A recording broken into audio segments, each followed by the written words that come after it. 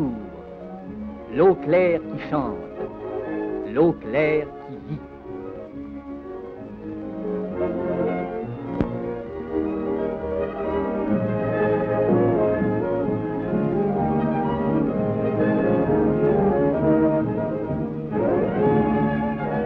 L'homme s'est attaché à dompter cet élément généreux et superbe.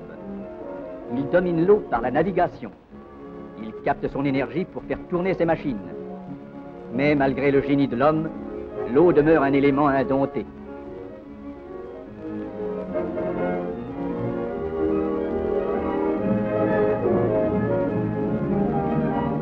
À l'encontre de certains animaux, l'enfant vient au monde sans savoir nager. L'enfant n'aime pas l'eau. Il faut la lui faire aimer. Et bientôt, elle est sa grande amie.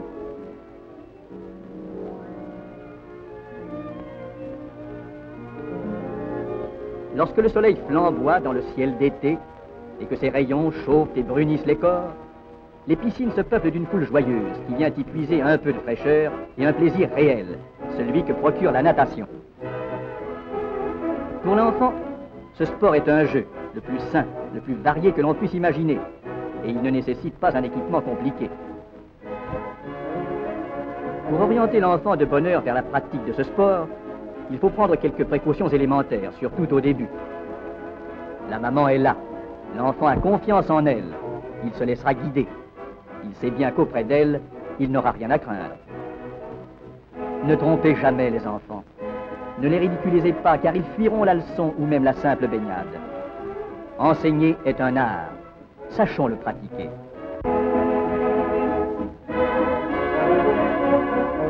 Pas une leçon rebutante, ni même un bain forcé, mais une partie de plaisir, où la gaieté jaillit en gouttes claires.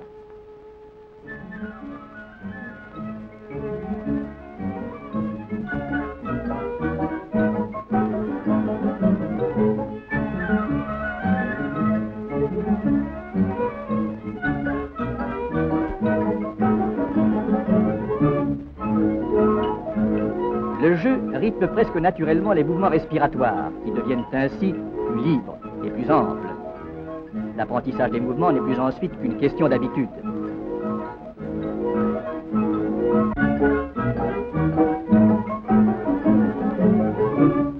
L'enseignement de la natation est particulièrement favorable entre la 9e et la 13e année. L'enfant est alors suffisamment développé pour supporter les différentes variations de température et pour mieux comprendre les explications du maître.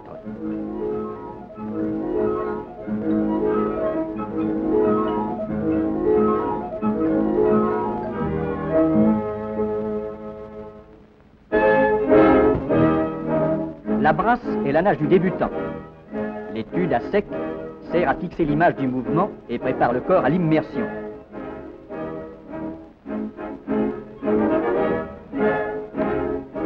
La brasse favorise le développement symétrique du corps. Dans certains cas d'insuffisance respiratoire ou de déformation, elle contribue efficacement à l'amélioration de l'état général du sujet.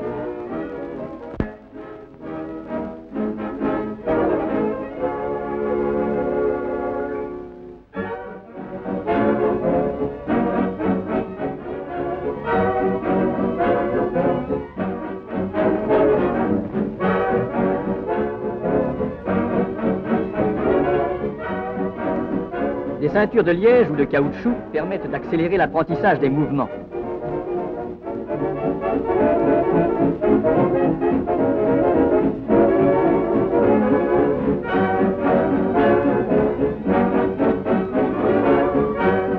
On apprend à nager à tout âge.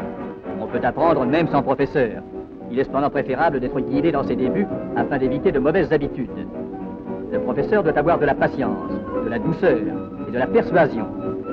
Certes, il est plus facile d'apprendre à nager au début de la vie, lorsque les muscles et les articulations ont encore toute leur souplesse. Mais il n'est aucune excuse pour se désintéresser de la natation, à quelque âge que ce soit.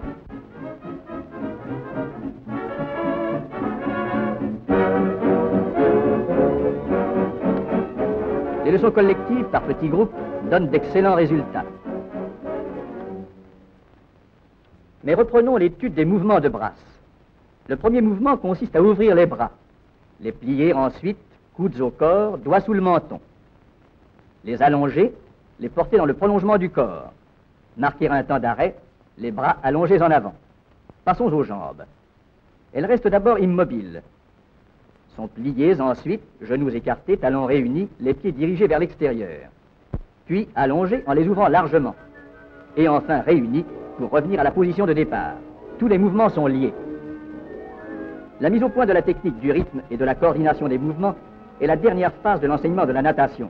C'est le perfectionnement.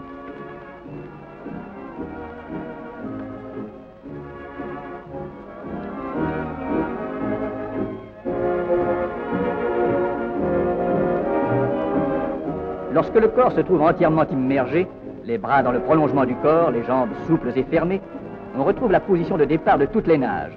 C'est la coulée.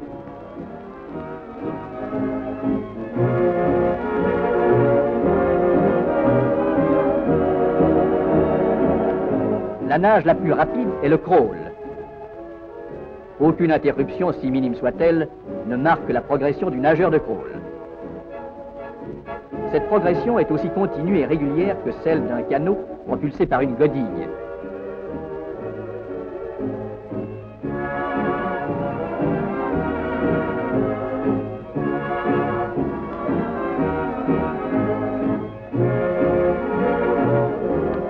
Les jambes se plient et s'étendent sans jamais marquer de temps d'arrêt entre ces différentes phases. Ce sont des ondulations commandées par les hanches. Les cuisses, les jambes, les pieds sont actionnés alternativement pour prendre appui sur l'eau et pour pousser le corps en avant. Les jambes restent souples dans toute leur longueur. Les pieds jouent librement, comme montés sur des charnières de caoutchouc. Cette souplesse ne s'obtient qu'après de patients exercices.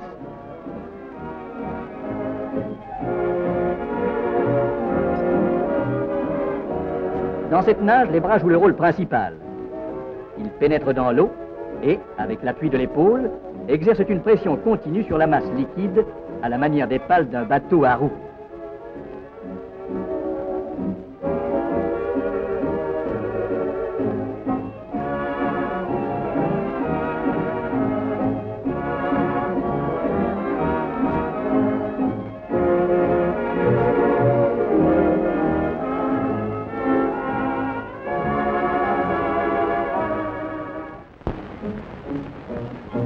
Dès le début, le mouvement doit être lent et bien rythmé.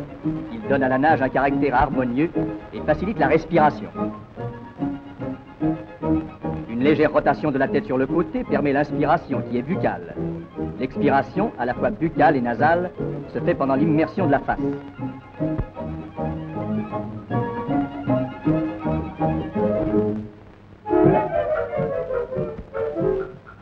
Le manque de coordination des mouvements entraîne immédiatement une perturbation fonctionnelle qui se traduit par un essoufflement.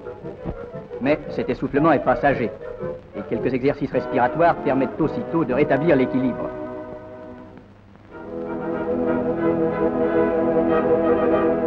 Il faut une longue pratique pour acquérir un bon style et un bon rythme.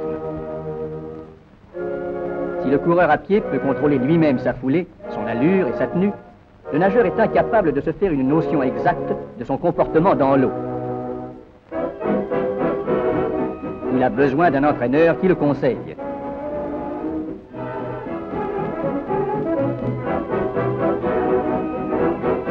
Connaissant les facultés de son élève, il lui fera acquérir un style personnel qui cependant conservera le caractère du style de base.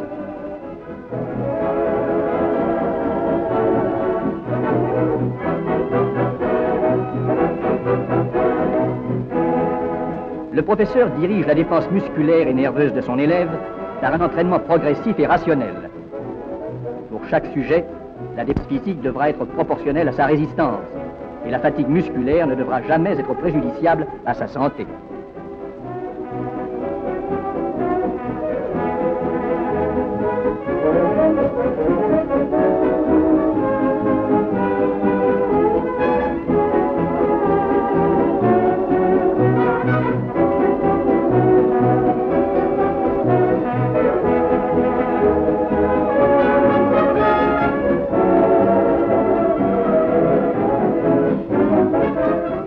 La nage des champions s'inspire des principes que nous venons d'énoncer. Et pourtant, le style des spécialistes de grand fond diffère profondément de celui des nageurs de demi-fond ou de celui des nageurs de vitesse.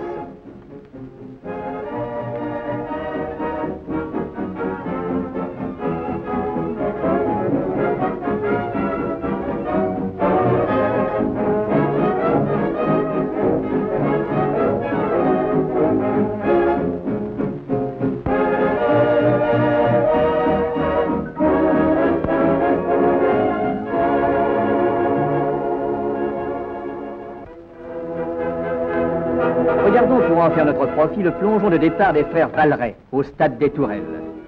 Ils sont partis pour une longue séance de travail en souplesse, 20 ou 30 traversées du bassin, entrecoupées de virages.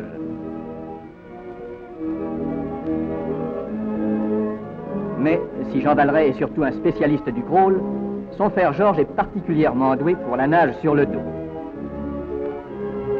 Le départ en dos crawlé se prend immergé. Dès que le corps est lancé, les bras pénètrent alternativement dans l'eau en suivant la ligne des épaules. Les mains passent sous l'eau parallèlement au corps, comme les baguettes d'une canadienne. Le mouvement de propulsion est continu. La respiration, à l'air libre, est rythmée par le mouvement des bras. Les virages se prennent en culbute.